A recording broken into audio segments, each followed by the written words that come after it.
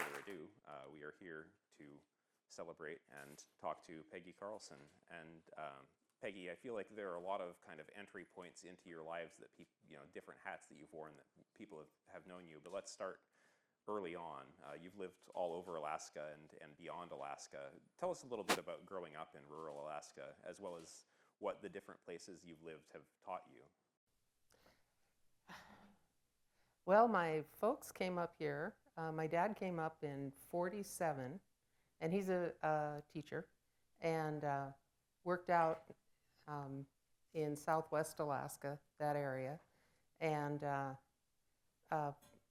he flew for Fish and Game. He was a pilot for Fish and Game, and he and my mom had met at the University of Washington, and she went off and was doing her nursing work, and he started writing her letters, and she came up, or they got married, I think, in 52, 53, and we went out to, they went out to Iliamna, and that's where my life started. And actually, my life started where Benihana is in Anchorage, because that was the old Providence Hospital. And so my mom flew in there, I was born, and then we went back out to Iliamna, and we lived in several villages then. But my first memories really started in Homer, and I went to elementary school there. And I like to think, we lived in Homer before there was satellites and television reception. So I grew up without TV, as I'm sure many of you did as well. And we lived right on the beach. Had our beautiful lawn and a 30-foot drop-off to Katchmack Bay. And so I grew up on the beach. The kids would come over to our house and fish off the lawn when we were, and went to the old school in Homer where everybody, 1st through 12th grade, were all in one building. And grew up in somewhat of a subsistence lifestyle. I mean, we were moose hunting, and we fished a lot, and raised produce in the garden. And to this day, my favorite milk drink is Carnation Instant Non-Fat Dried Milk, because that's what I grew up with. It's thirst quenching. From there, we went overseas for 2 years, and my dad taught at a teacher training college in Kenya. And that was the first time we ever had television. So we had British television, which was pretty cool. And it was really a different experience coming right out of Homer and moving overseas for a couple of years. It was a wonderful experience. Then we moved back to Tyonek, lived there for a while, Ninilchik, and that's kind of my stomping grounds now to this day. I'm leaving next week to go down to Ninilchik. We have a big family reunion down there. But yeah, we grew up, dry cabins and dog sleds and moose hunting. My sister, who's here in the audience, Dad took us out one time, and we were road hunting, and she went, "I almost saw a moose." And that's been a family line ever since. I almost saw a moose. So, and then I had the privilege of, after I retired from the school district, I took a job as a state system of support coach for the Department of Ed. And I went back out and I worked in the same area that my dad did, which was very cool to kind of come full circle with that, and was able to work with some schools out there. And I have to say, before we go any farther, this is the most comforting audience. I know almost all of you. Thank you for being here. I'm so relieved.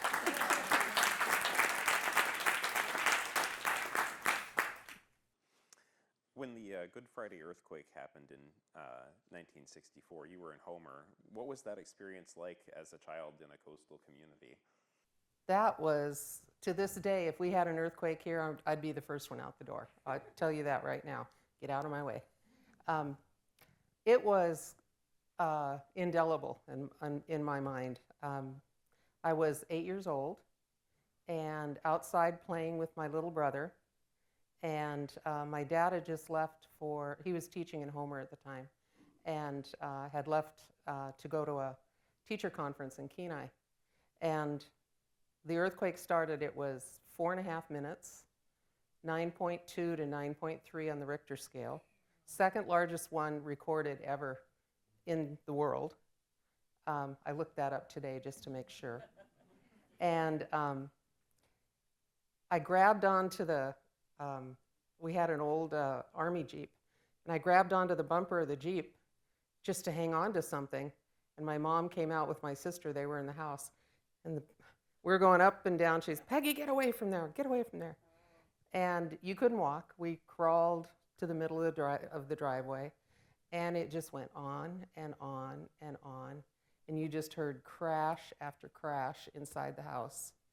And it was terrifying, I will say. Then we went back in, and we had a big hot water tank in the house that fell over, so we had a layer of water on the first floor. And of course, everybody had a pot of grease on the stove, right? So that on top, every cupboard open, every dish floating. But I had an older brother. He's 2 years older than me, so he was 10. And he was up at the neighbor's house, probably a third of a mile away. And Mom was just terrified what had happened to Peter. And so she made sure the house wasn't going to burn down, threw us all in the Jeep, all three of the kids, and we started to drive up the road. And there was a huge crevasse in the road that you couldn't get a Jeep through, and it dropped down about 3 feet. And so she had to make a decision because she had a 4, a 6, and an 8-year-old. And what do? I need to make sure my son is okay. So she left us in the Jeep. And I think back now as a parent, what a hard decision this must have been for her to make. She left us in the Jeep, and she took off running and checked on Peter. Well, he and his friend had been playing on the beach. The earthquake started. They climbed the bluff, stood there through the earthquake, and went back to play on the beach some more. So anyway, she brought Peter home, and Dad, of course, turned around and came home. And one of my most amazing thoughts is this earthquake went on so long that a dresser in mine and my sister's room, Therese, it shook out the door, down a hallway, 180 degrees down a stairs, and then 90 degrees down the last little set of stairs. It was in the living room. Think about the amount of shaking that took, So that was very impressed on my mind. And then that night, we had a knock on the door, and we're all sleeping in the living room because there's aftershock after aftershock, and nobody wants to go upstairs and be around anywhere. You want to be near a door. And they said, tidal wave is coming, tsunami. So we went up on the hillside behind Homer and spent the night in a friend's yard. And we never did have a tidal wave in Homer. It bypassed us. It didn't come around and do a 180, which it would have needed to do. It wiped out Seward. But so we were back home the next day. But it was quite an experience. And as an adult, I think about as a mom, what my mom had to do, and she did it. Speaking of your parents, how did your parents influence you in the path that you chose to take as an adult? Well, I will tell you that my dad was truly my mentor. My mom was a nurse, and she had just graduated nursing school a couple years earlier, and she and Dad came up, and when they went out to the village, they were it was a real good situation for them to be in. They had a nurse for the village, and they had a teacher for the village. And Dad, his very first teaching job was in Pawloff Harbor, and he hadn't thought about going into teaching, and he went to some sort of a party or something for the BIA schools, and the wife of the BIA director for the state was there, and she said, "Bob, you only fly in the summer for Fish and Game. You really ought to think about teaching in the winter." And he got a job, and so he got out there at midnight to Pawloff Harbor and on the end of the Alaska Peninsula, and found the mayor. They went to the Quonset hut where he was going to teach school, and they started a fire in the back and said, this is your little apartment here. And the next morning he had 18 students on his front doorstep, and he'd never taught before. And he had one supervisor come out and check on him once that year. And he did great. He did great. He was one of those teachers that over the years students would contact him and say, "You were my favorite teacher," or "I remember when you did this," that type of thing. And he always, his mantra was, you always respect kids. You always treat them with respect. And that took him a long way, and I learned a lot from him. So when I first got my teaching job, because I was not, sorry Molly, I was not going into nursing. I'd tried doing that in high school in a little class I took, and it's like, not for me. And so when I got my first teaching job, Dad said, "Well, that's great. Now you've got to get your administrative certificate and your pilot's license," which didn't happen. But and my mom was a very, very loving, caring woman who, again, respect for every person that she met. And she was very involved with, like when we came back from Kenya, she worked on getting bags of clothes she worked with some nuns that were in Kenya, and getting some bags of clothes and repairing them, getting them ready, and sewing up these big burlap sacks and sending them over. She was very much, came out of the Depression, and you saved everything, and you used it. And so both my parents were very amazing people.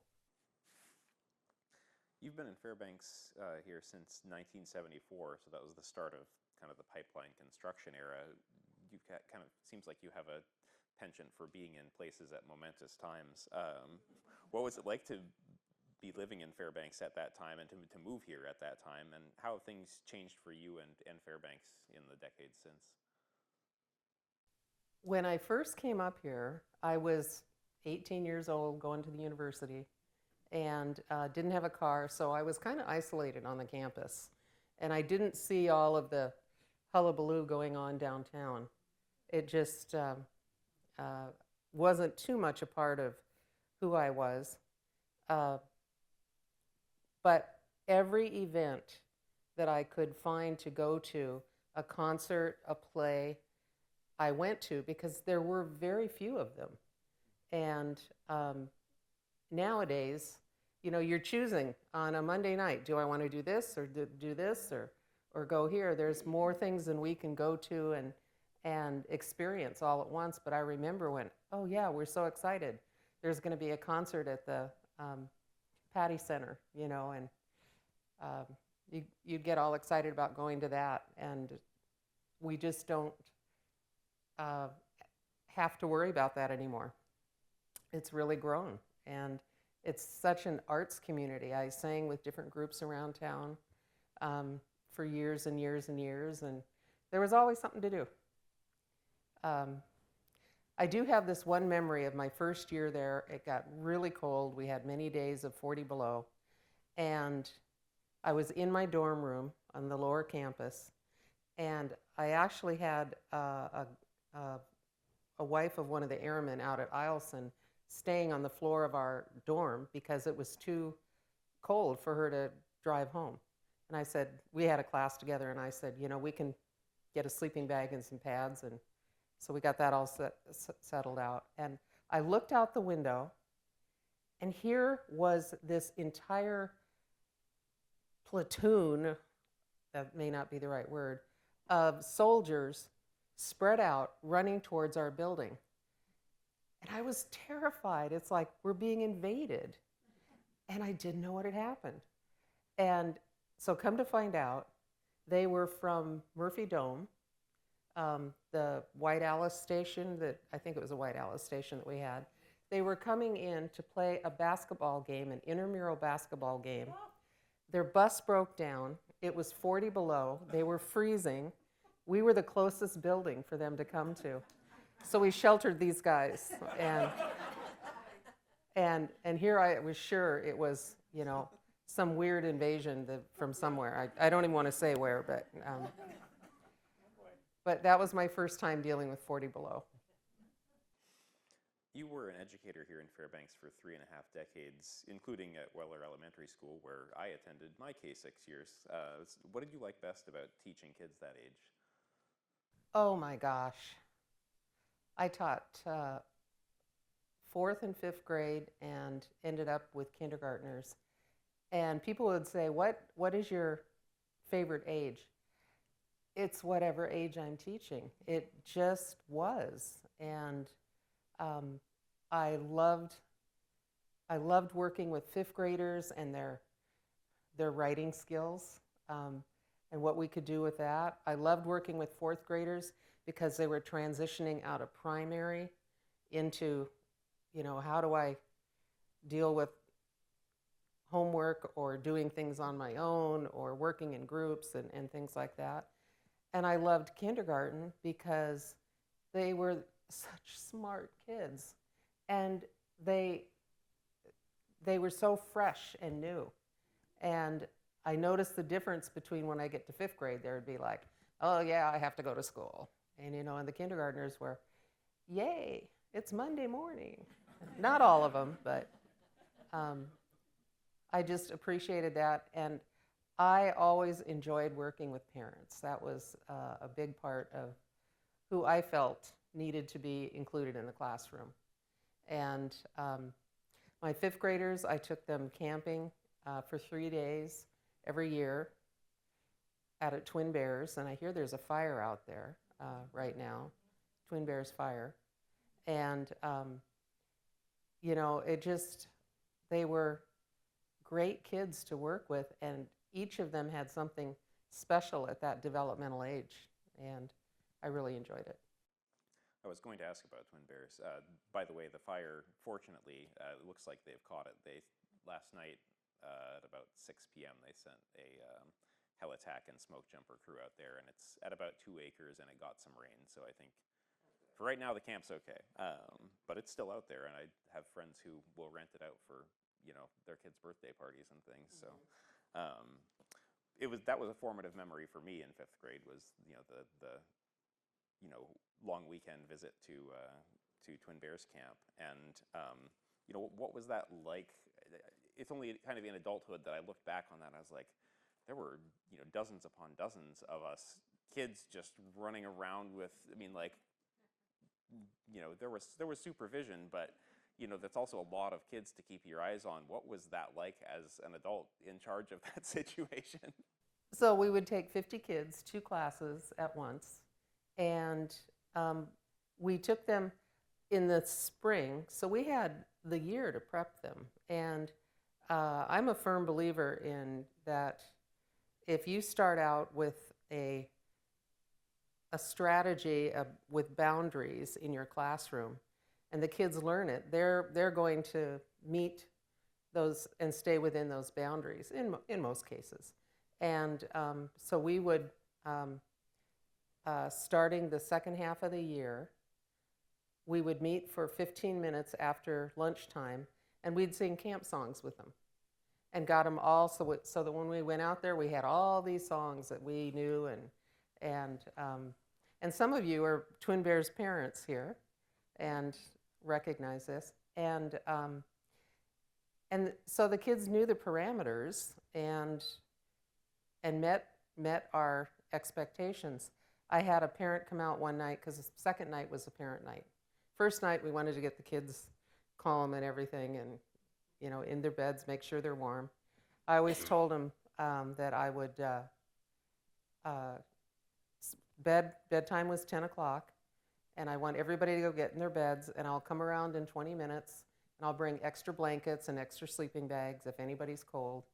And so I'd knock on their cabin doors, and usually everybody was fine, but by that time they're pretty exhausted because there was a lot of running around. And it's cold, so they get in their sleeping bags and they stay there. That was really important.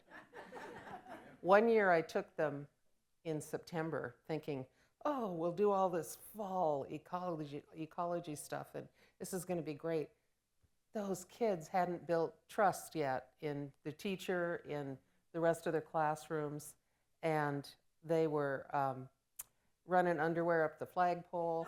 It just was like, never again. I'm going to take them at the end of the year when it's cold, when we really know each other. But I had a parent come out and say, we had kids playing hopscotch and different games and doing different crafts and everything, and she said, this is like coming and seeing the Waltons,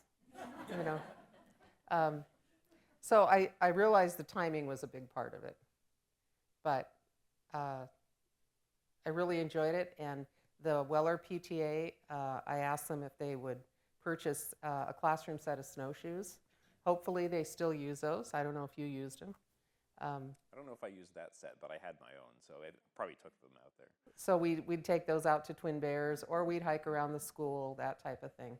And so there was a lot of support for that, for what we did, too. Yeah, it's a kind of a special experience that I imagine doesn't happen too many other places, even here in Alaska. After your time as a teacher, you spent a fair number of years developing curriculum and other kind of more administrative aspects of education. How did that compare to in-class instruction, and what did you value about each? What I really enjoyed working in the curriculum department was I knew the school district, I knew the teachers, I had been a teacher, I knew what worked and what didn't work in my case, but the fact that I was supporting teachers meant a lot to me, that I could there was a teacher, I had a kindergarten teacher who wanted to attend a conference, and I was able to send her to a conference and have her come back and then present at a local conference here, that type of thing. I loved working with the passionate teachers that would come in whenever we had to develop curriculum, because they knew exactly what they wanted, and I'm not the expert in every subject area, K-12, but bringing this group of teachers together and hearing them argue and agree and find a nice place in the middle where they both were happy was interesting and rewarding to me that we could do that. So whenever I could support, knowing that what I was doing was supporting our teaching staff, whether they knew it or not, sometimes they didn't know it, that was the great part about being in curriculum there. And when I was in the classroom, it was focus on my kids and my 25 to 34 one year kids, and kind of doing the same thing. How can I support each one of these kids and what this child needs compared to what this child needs? So just kind of a macro versus a micro level in terms of the instruction and experience. You also spent a dozen years involved in the Girl Scouts, and what was your motivation to participate in that, and what did you find meaningful about it? Oh my gosh, Girl Scout moms are here. There's a couple of them here. Our girls started in first grade, and they went all the way through 12th grade, and 3 of them out of the 7 that went all the way through earned their Gold Award. My daughter is one of them. And we had the most wonderful leader, and what was so wonderful about her was she looked at all of us as leaders, you know, all the moms. And we took on that role. And I will say, when we had to do in middle school, they had to earn a badge on healthy relationships and dating and all that. They went, Peggy, you take that one on. We had, Danita was our quilter. She's over there. And I still have a quilt hanging on my wall that Brenna made, probably in 4th grade or so. And it was just a wonderful group. And the girls still have a message, a group message. We get together. Well, the Girl Scout moms get together now at least once or twice a year. Molly only comes up here in the summer, so we had lunch last week and check in on all our girls and how they're doing. And so we have a mom and Girl Scout group. A couple years ago, now probably about 4 years ago, the girls organized a weekend on the coast of Oregon. And they did it without us having to organize it for them, which was great. And we got a 7-bedroom Airbnb or I don't know, it wasn't a B&B, but it was no breakfast, but everything else. And they went, okay, so who's signing up to prep this meal? Who's signing up to do the dishes for this meal? You know, and we had a wonderful time. And the girls are still very close. So that's great. What was your favorite experience, you know, a trip or an event or something that was as part of Girl Scouts? Oh, we went to Europe. We took our girls between their junior and senior year to Europe. We did our first trip between 5th and 6th grade, where they went down the Kenai Peninsula and spent 2 weeks down there fishing and clamming and exploring. And then they said, where are we going next?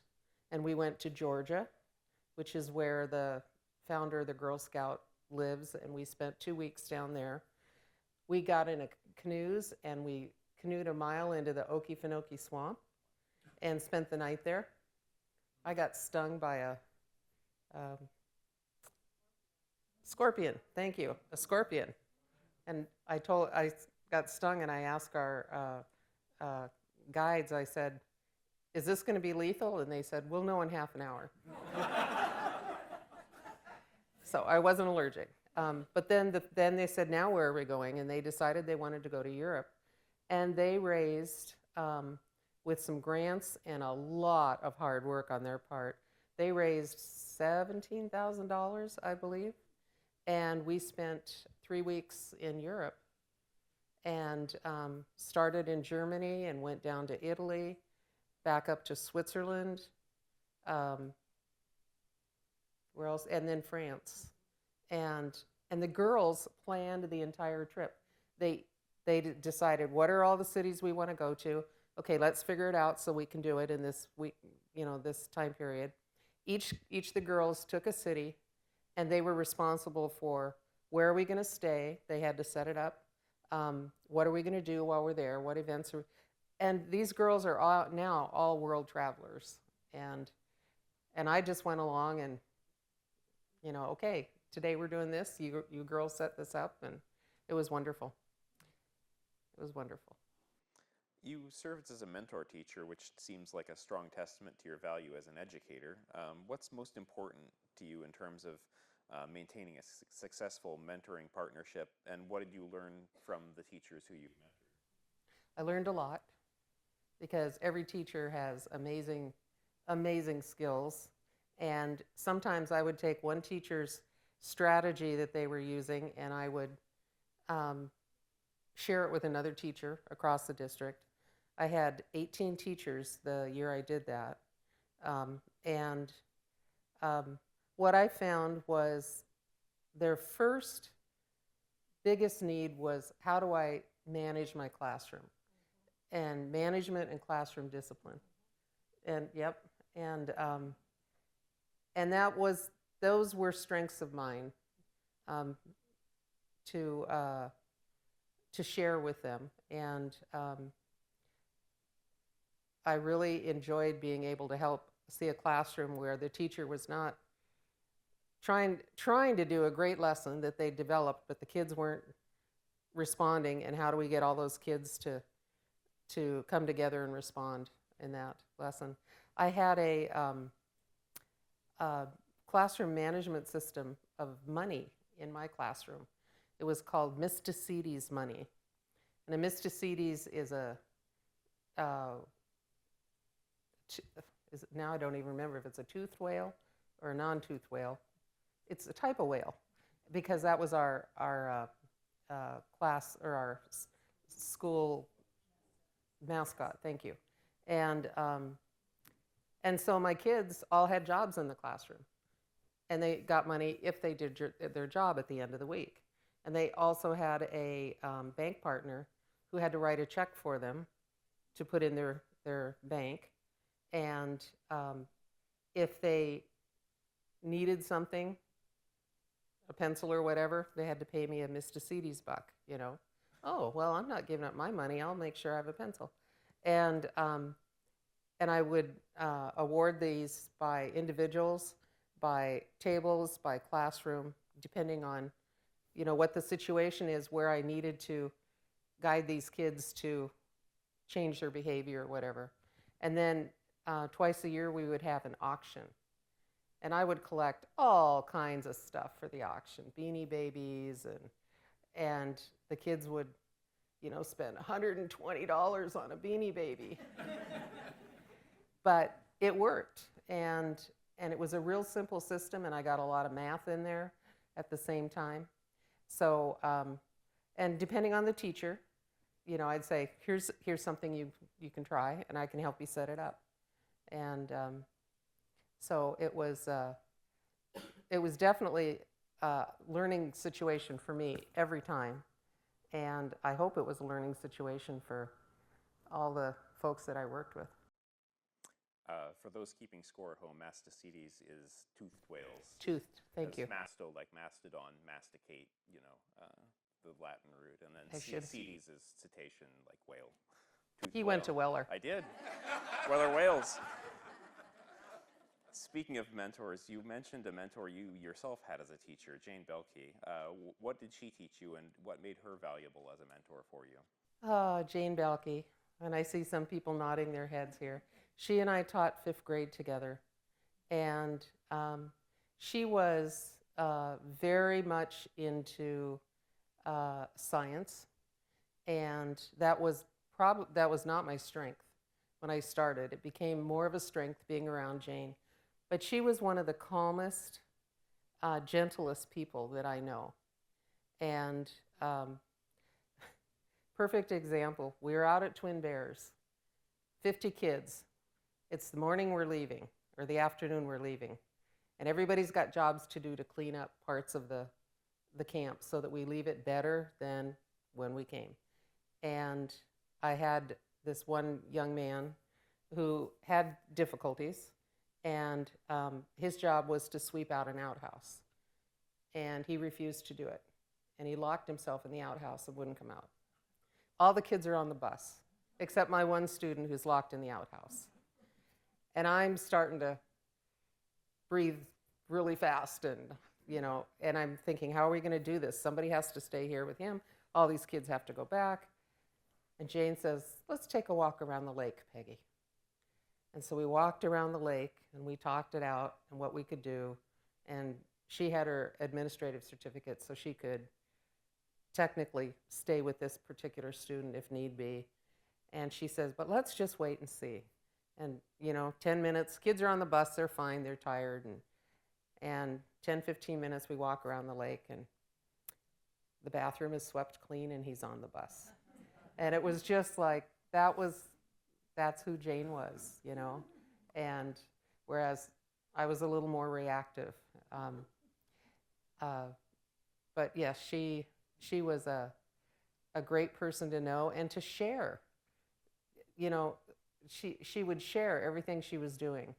And that was something that I always appreciated, is any type of collaboration like that. You were the director of kids voting here in Fairbanks for 20 years. Did the results of those elections ever surprise you? Would we be better off if it were only kids voting? Sometimes, kind of depended on the year. It was a program that we had, at that time, it was very strong in K-12. And there was a curriculum that had been written for each grade level. Matter of fact, Kids Voting sent me down to Arizona to help write that curriculum. And it would, most of the times you could see where there was parental influence. But the point of it was not so much who's winning and who's losing. It was, this is a process that is, it's part of the democratic process that you need to be a part of as you get older. And so my son, for example, he voted in kindergarten. And he voted for a man for governor whose last name was Winterer. And I said, well, can you tell me why you chose him? Because he was, you know, one of these kind of background candidates. And he said, well, because we have a lot of winter in Fairbanks, and he was wearing a hat. And I thought, he had a reason. Okay, that's step one. He was wearing a cowboy hat. And that's the first step. And both my kids are voters. And I made sure that I took them to every election that we had. And ironically, we all own houses in Fairbanks. We live on Senate Drive. My son lives on Constitution. And my daughter lives on State. So,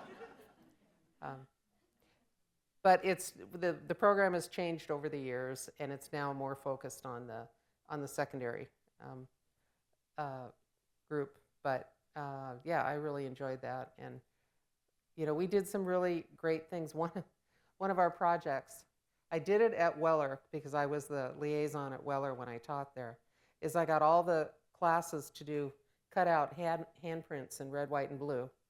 And we made this huge flag and big paper flag and put their handprints on.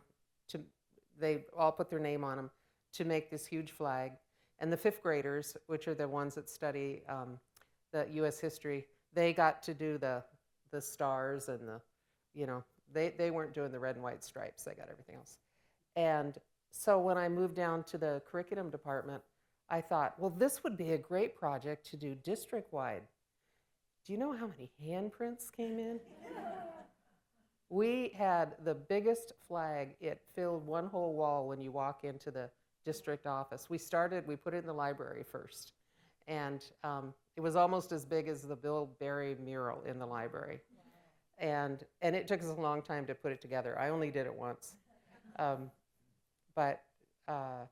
So trying to do group projects like that, poster contests for kids, that type of thing. And just get them excited about voting and what it was and what their role was. You were also the director of Stars of Gold Readers and helped lead their student reading efforts. What advice would you give to parents who are trying to make reading into a lifelong habit for their kids? Read to your kids every day. And if you can read to them in the morning, read to them before they go to bed at night. And I see some of my kids' teachers here nodding their heads, you know, read to them every day. And have lots of books around the house and model reading. If they see you reading, and that was something I learned from my dad. We always used to get Reader's Digests. And he would find a story in Reader's Digest and say, here, you got to read this one. It's really good. And so I actually got a set of those, and I brought them into my fifth grade classroom. And I had the kids pick a story and do a book report on it out of the Reader's Digest. And they loved it. There was some we had to kind of, well, maybe not that particular story, but, you know, it worked out. Did growing up without TV also have an influence on how much you read as a kid, do you think? Oh, yes. Oh, yes. I'd walk into a library and my heart would start to beat just because so many books, so little time. Yeah. very much so. On that note, what's a good book that you've read recently, and why would you recommend it to folks?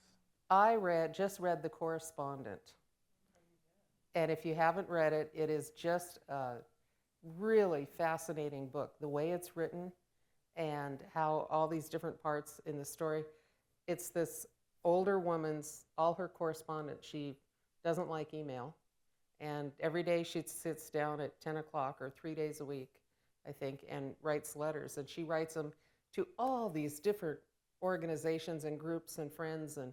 And it was very, very good. It's one of my top books. That one and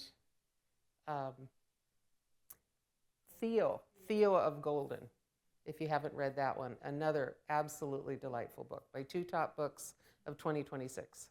Nice. Let's talk marimba. What drew you to that instrument in the first place? My sister, where is she? There she is over there.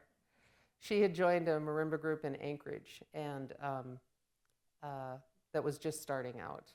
And I had to fly down once a month for meetings and to visit my mom as much as that. She was in an assisted living home. And she said, come to our practice. And I did, and it was something that I could do. I can't read music, but everything is rote in marimba. And I just took to it. And so I'd come down once a month, and they were meeting every week. So I had some really simple parts. And then that spring they said, we're having our first concert and we need you. So I flew down to play my little simple parts in their concert and loved it. And then I worked with the Fairbanks Summer Arts Festival to see if we could get marimba up here. And they said, well, if you can get an instructor. So my friend Linda and I were driving to Homer on 4th of July. We went down for the parade, and here's the Homer bookstore, and in front of them is a marimba band. And so we listened, and I recognized a couple of the songs. And afterwards, we talked to the instructor, Jim Levine, or he was kind of the head of the group. And he said, yeah, I'll come up. And he came up with a van full of all the marimba instruments, because we didn't have any here, and spent 2 weeks. And he taught this core group of us. And when we were done, I think it was Cindy over there who said, well, what do we do now? We got to keep this going. And we did. And I will say, before that started, my sister built me this beautiful marimba. Just gorgeous, big instrument with these gorgeous notes. But all I knew were my little ditty pieces that I'd learned, my little chord pieces. So I really wanted to do more with that instrument, and this all worked out. And there's people here that have taken classes from the Summer Arts Festival, and we started with the festival in 2017. And so now we have our performing band, Serevende. Serevende is the Shona word for something that stays with you when it's over, which is what we want music to do. And then we have our adult, I can't even call them a beginning group anymore. They're so good. We have this adult group sticking around, and some of the members are here. And then I have a Mukoma group. Mukoma is the Shona word for elder, and they're at Raven Landing. And we've got about 9 or 10 people. And my co-instructor is here. Katie's here. And so we have now, since 2017, we have, I think I last count, we had like 35 or 38 marimbas in Fairbanks. So it's going. I'm backing up a little bit. You said your sister made you, she made it herself? Yes. Wow. She did. My sister, the engineer. That's impressive. Yeah. And you said that you can't read music, but it seems like you are called to music. You mentioned actually earlier, singing and also, just kind of being involved musically. And I guess what does call you to music in terms of making it, you know, regardless of not having, you know, formal education in, you know, music theory or whatever? That is a great question because it goes back to my parents. And my dad always sang. He sang to wake us up. He had songs for each of us. He just always sang to us. And my mom has a great voice. She did a lot of singing. But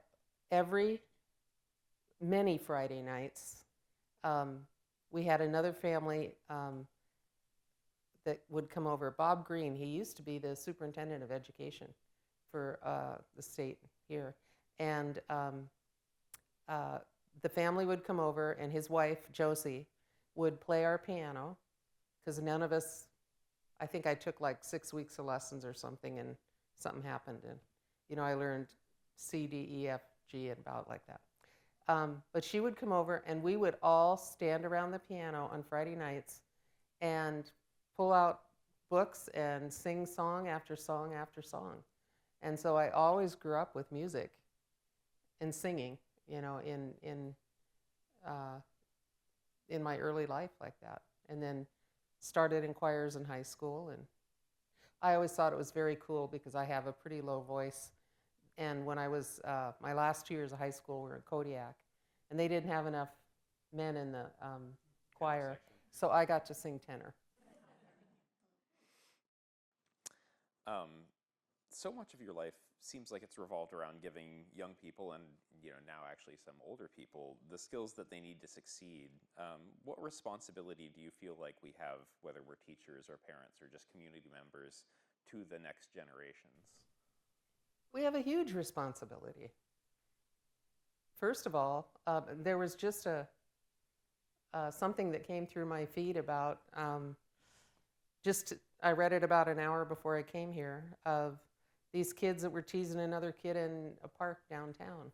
And the person who wrote the letter said, why are these kids out here without a parent, and why are they treating this other kid so poorly?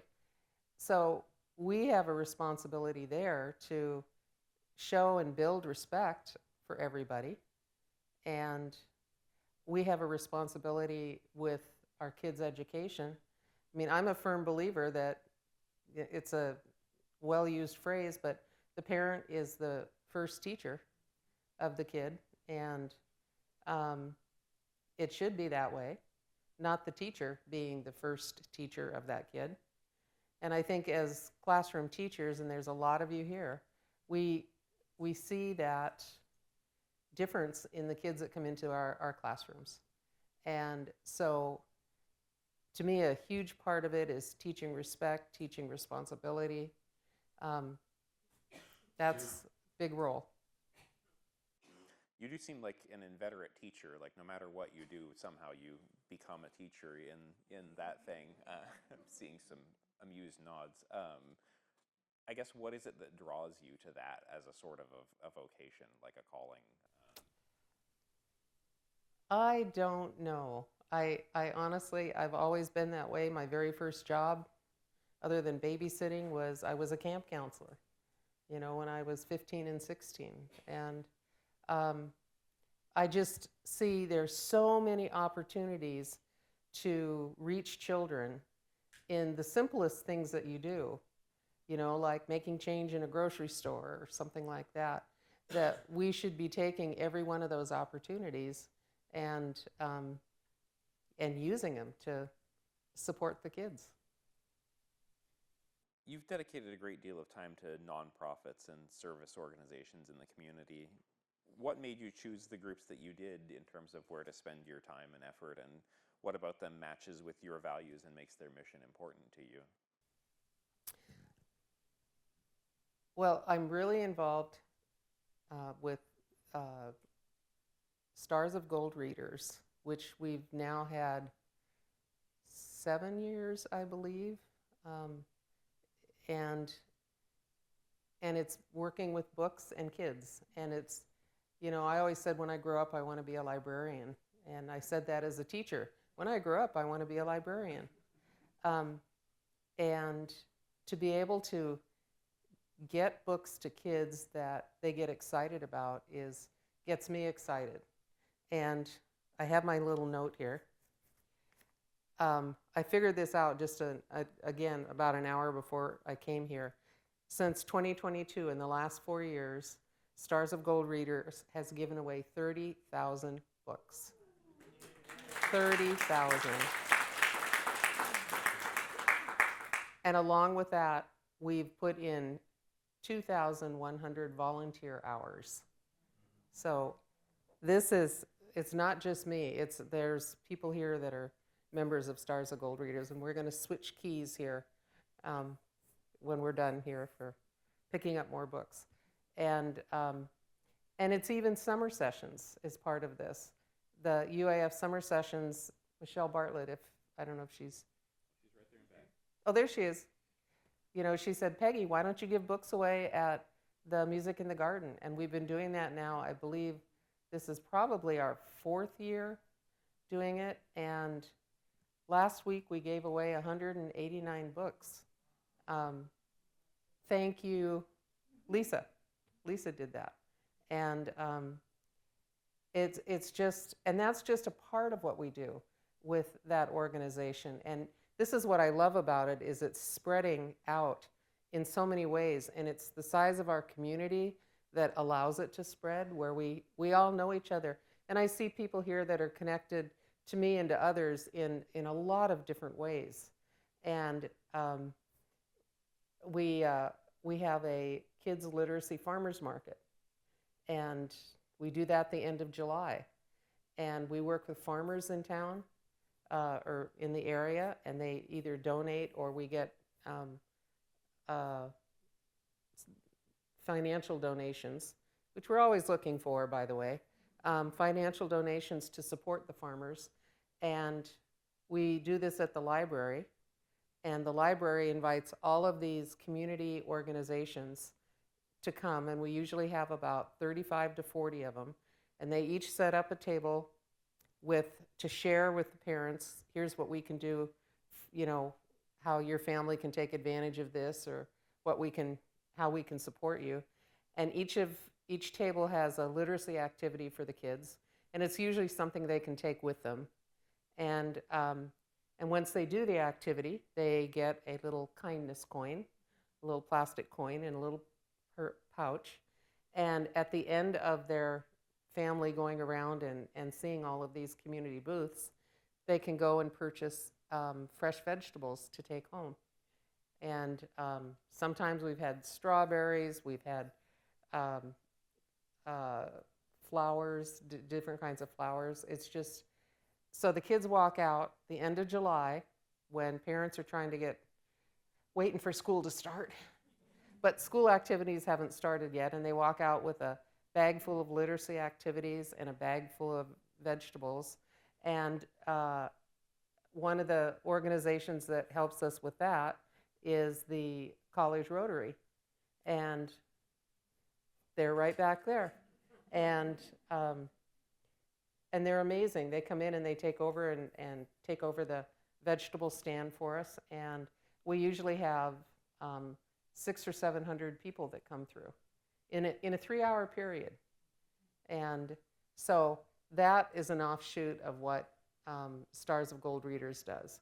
We've also worked with, we try to hold one event a year, which shares new up-to-date books with underrepresented kids, so that they can take home this brand new book that in which they might be able to see themselves.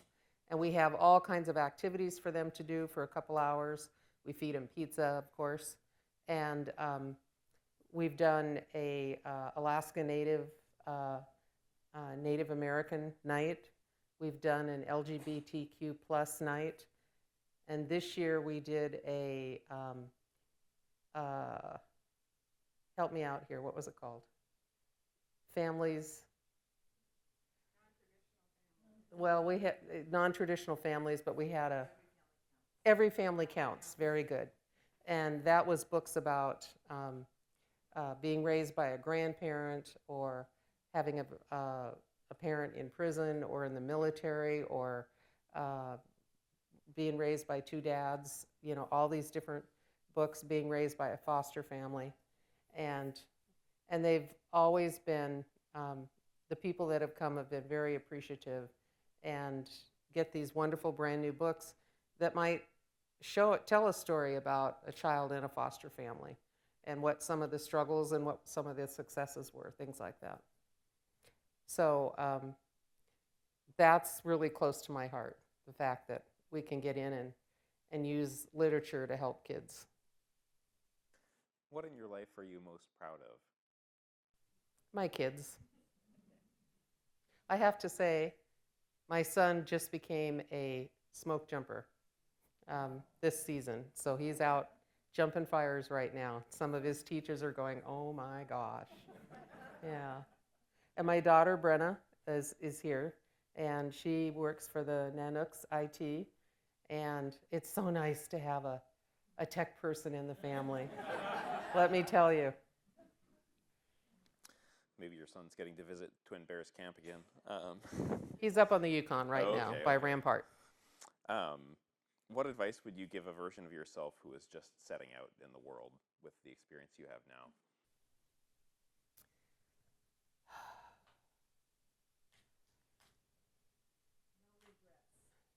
No regrets. I think that would be it. Yeah. I keep going back to what my dad always instilled in us, and that is respect. And respect for the kids you're working with, respect for your colleagues, respect for people that you don't know. And I just think that would take us so far in this world. So. And finally, how would you like to be remembered by the Fairbanks community? Somebody who survived cancer. That's what I would like.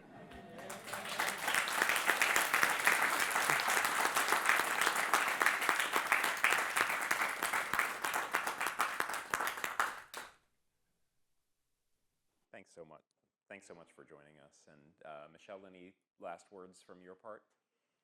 I had just moved to Fairbanks, and I had been a teacher for 15 years, and I was staying at home raising kids, and volunteered for the curriculum committee because that was something I thought I knew something about. I had no idea how controversial that subject was in town, but we found out. But when things would get tough, we always did the same thing. Refer them to Peggy, because we knew she was handled, because she treated every person so respectfully, even when they were not being respectful towards her or for her committee people, which she would back us every single time. But it was the grace that she handled it with, and when they were done, they couldn't even be mad at her because she had been as kind as you could be, basically telling them no, but she did it so well. And I think that when you said you remember what your father said, I noticed it because I did it for several years just because I had your backing, and therefore I knew that I could do it as long as I wanted. But I saw the way you did it with the classroom and with the teachers coming in, but also with the parents and the community that had much to say about very controversial subjects. So I appreciated that, and I appreciate your dad teaching you that. Thank you. That means a lot. Yeah, it meant a lot to me.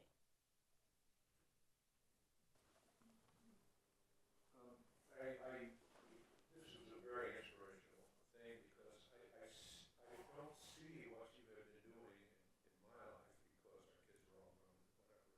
But this is a wonderful thing to know about.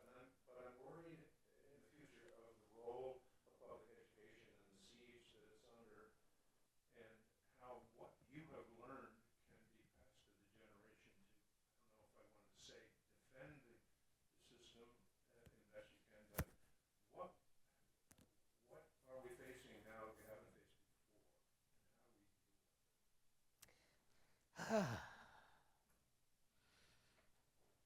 Some of my teacher friends are looking at me going,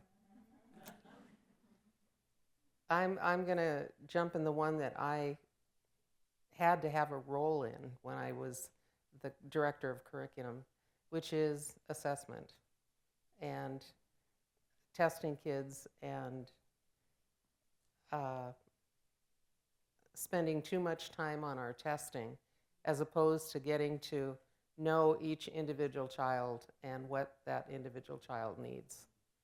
And I have been out of the education system now for, this is my 11th year since I retired. And I don't think it's gotten any better. When we look at, especially having moved out into a rural area, or not moved, but worked out in a rural area and worked in a urban area as well here in Fairbanks, the difference, there's a pretty big difference in the education that these kids are receiving.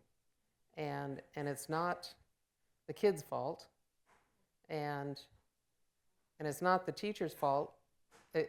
It's this whole combination of things that I looked at. My way to describe it was what I did as a school coach was one piece of a 100-piece puzzle, and there's just so many factors coming into that, and I couldn't name them all, but the longer you're in that system or in the education system, the more that you see. And I mean, we could talk about the materials the kids are using. Whether or not we're meeting those kids at their level and bringing them forward, or are we trying to cram a U.S. history book down the throat of a kid who grew up in a small village who really doesn't have a basis of of understanding other than what they're getting out of these books that are over their level. And that's just one little example there. So I don't have an answer for you, but I think we need to focus more on the kids than on standardized tests is a big part of it. I'm sorry I don't have a better answer. Well, that's what Europe does. I mean, Finland is the example that was held up. They don't have any tests. They're one of the best education systems in the world. So Yeah, you're right on that. there's teachers here that could talk much more deeply about this than I am, that are still involved in the education system. But that's my perspective. Well, thanks again, Peggy. We're so grateful for you taking the time to share your life and experiences with us, and time to have those deep conversations about education while eating cake. Looks like Michelle's got it set up.